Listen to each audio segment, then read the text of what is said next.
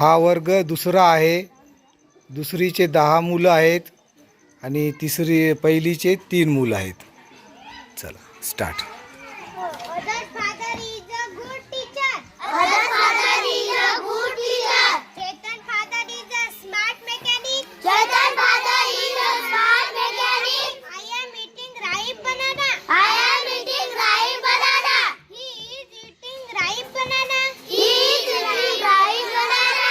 She is eating ripe apple. She is eating ripe apple. Elephant is a big animal. Elephant is a big animal.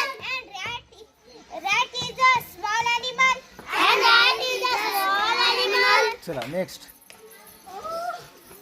चला सृष्टी दीदी वाजते आता.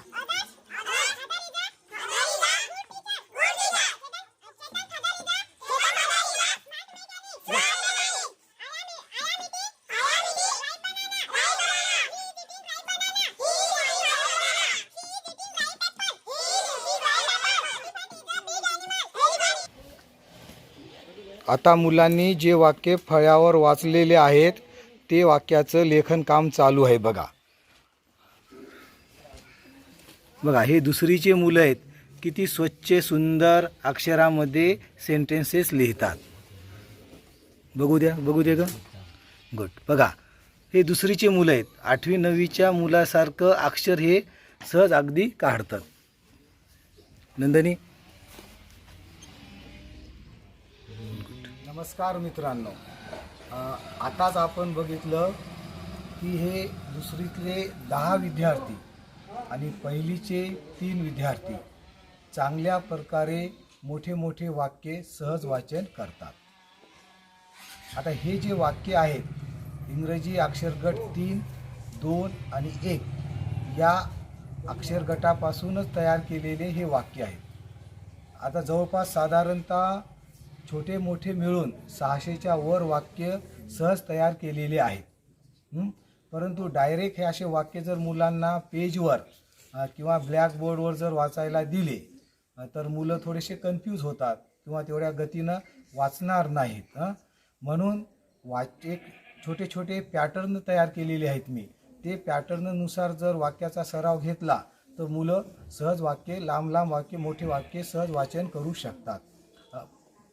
पॅटर्ननुसार तर आपण बघणारच आहोत, परंतु सुरुवातीला वाक्याचा सराव कसा घ्यायचा जेणेकरून ते वाक्यातले जे शब्द आहेत त्याचं उच्चारण कोणतं घ्यायचं कसं घ्यायचं हे या ठिकाणी आपण बघणार आहोत. सुरुवातीला फळ्यावर. नंतर आता हे बघा हे माझ्या हातामध्ये असे कार्ड आहेत बघा. साधारणतः या कार्डवरच जवळपास 200 ते 250 वाक्ये छोटे छोटे वाक्य लिहिलेले आहेत. त्याच्यानंतर हे माझ्या हातामध्ये बंच आहेत, त्याच्यामध्ये सुद्धा असे वाक्य लिहिलेले आहेत. आणि नंतर शेवटी हे पेजेस आहेत की याच्यावर जवळपास 600 वाक्य तयार केलेले आहेत. सुरुवातीला आपण वाक्याचा कसा सराव घेतला ते आपण बघूया. साधे सोपे शब्द लिहिलेले आहेत.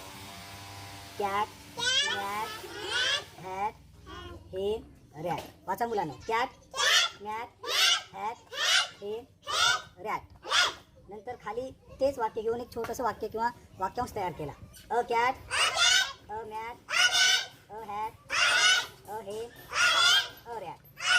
नंतर थोडंसं एक अक्षर इज हे अक्षर किंवा इज हा शब्द वाढवला. Is a cat, is a mat. बघा आता हेच वाक्य थोडंसं त्याला लांबवलं म्हणजे धिस शब्द हे ॲड केला. चला म्हणा बरोबर. आणि तुम्ही जर लक्ष दिलं बघा आता हे मुलांना म्हणू नका. This is a cat, this is a mat, this is a hat, this is a hen, this is a rat. हे 5 वाक्य आहेत. आता याच्यामध्ये बघा प्रत्येक शब्दाखाली एक टिंब दिलेला आहे, त्याला आपण स्टॉप म्हणूया. म्हणजे मुलांना आता या ठिकाणी वाक्यामधील एक एक शब्द वाचण्याचा थोडासा सराव घ्यायचा आधी. जसं धिस इज अ कॅट, प्रत्येक शब्दाला स्टॉप लावायचं त्या थोडं. This is a mat. बऱ्याच वेळेस आपल्या लक्षात येते की धिस इज अ कॅट किंवा धिसवरच त्याचं बोट असते आणि ते पुढचे शब्द वाचते. किंवा डायरेक्ट आधी बोट पुढच्या अक्षरावर येते आणि मागलचा शब्द तो वाचन करतो. परंतु या ठिकाणी मुलांना असं थोडं स्टॉप करत करत वाचायला लावलं तर खूप चांगला फरक पडते. जसं धिस इज अ हॅट. म्हणा मुलं, this This is is a a hen. hen. This This is is a a rat. rat. म्हणजे वाक्यामध्ये कोणतं अक्षर आहे आणि कोणता शब्द आहे आणि त्या कोणत्या शब्दामध्ये कोणतं अक्षर आहे ही संकल्पना मुलांना थोडं लक्षात येते. बऱ्याच वेळेस मुलं this is a cat, this is a bat वाचतात, पण त्याला कॅट समजत नाही, इज समजत नाही, अ दाखव म्हणलं तर अ दाखवता येत नाही. 1 2 3 4. आता बघा, ही 5वी स्टेप आहे वाक्याची. सुरुवातीला आपण शब्दच वाक्य घेतो, वाचन घेतलं, नंतर अ लावून, नंतर इज अ लावून, नंतर धिस लावून. आणि आता हे सुद्धा तेच वाक्य आहे जे सुरू वाचलेले. परंतु आता या ठिकाणी बघत आहात तुम्ही, कोणत्याही जे वाक्य आहे शब्दाखाली स्टॉप केलेला नाही.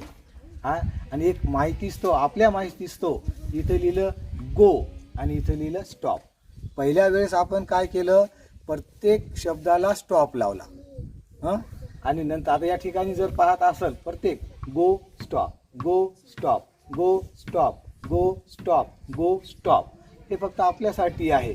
फक्त आता हा पॅटर्न आहे की जास्त त्या वाक्यामधील सगळे शब्द एका स्टेपमध्ये त्यांना वाचा लावायचं. आता या ठिकाणी जसं मुलगा जर वाचा धिस इज अ कॅट, मग थोडंसं त्यांना तसं नाही वाचा लावायचं, डायरेक्ट वाचा लावायचं. This is a cat, This is a cat. This is a mat, This is a rat. This is a hat, This is a hat. This is a hen, This is a hen. This is a rat. This is a rat. या पद्धतीचं आपण सुरुवातीला वाक्याचा सराव घेतला तर मुलं मोठमोठे वाक्ये सहज वाचन करू शकतात. इतर वाक्य आपण बघूया, नाही तर पुढच्या व्हिडिओमध्ये या 3 अक्षर गटानुसार वेगवेगळे पॅटर्न तयार केलेले आहेत वाक्याची, ते आपण बघूया.